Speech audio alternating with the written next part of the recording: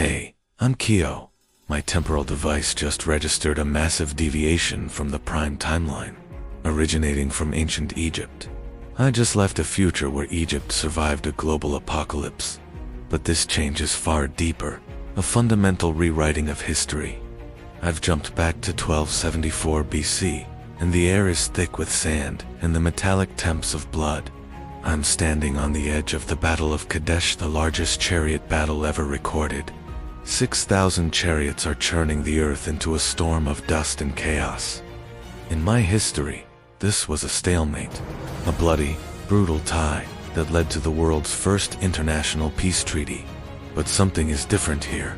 In this timeline, the Hittite ambush on Ramses the Great's division fails. A stray warning, a moment of hesitation, that's all it took. Ramses doesn't just survive, he masterminds a total, crushing victory. I've arrived in the aftermath. The Hittite Empire isn't just defeated, it's being systematically erased from the map. Ramses II, fueled by divine victory, doesn't return home to build monuments. He continues his march north, a relentless golden tide. I am witnessing the birth of an Egyptian empire that stretches from the heart of Africa to the mountains of modern-day Turkey and Iraq. This isn't just a kingdom anymore, it's the first true global superpower. The consequences are staggering. By shattering the Hittites, Egypt captures the secret they guarded most jealously, the art of ironworking.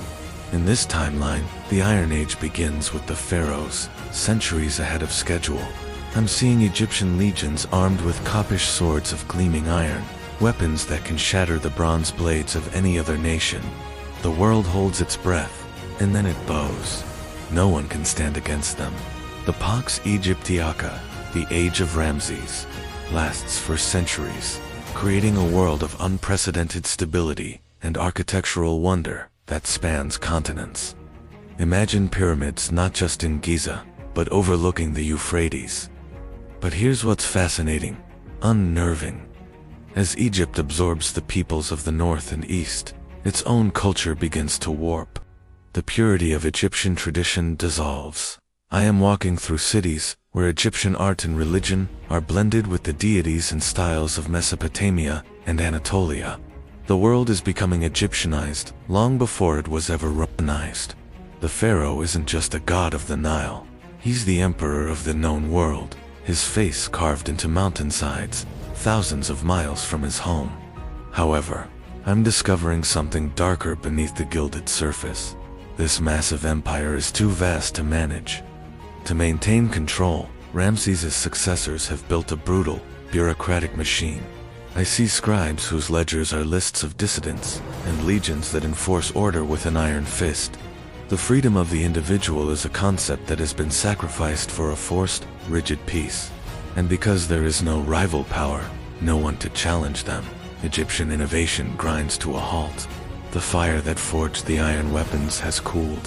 Why invent something new when you already rule everyone? I'm realizing something crucial as I watch this stagnant, beautiful world. The tie at Kadesh was necessary.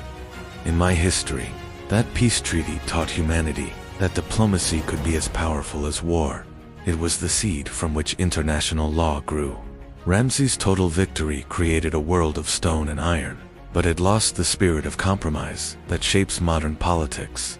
As I watch thousands of golden chariots parade through a conquered city, I see a glory that feels heavy, cold, and sterile.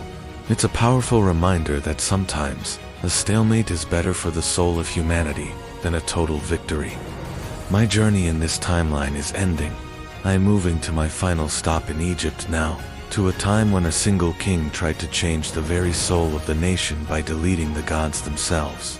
A revolution that could have changed the world's religions forever. Thank you for watching, and follow for more.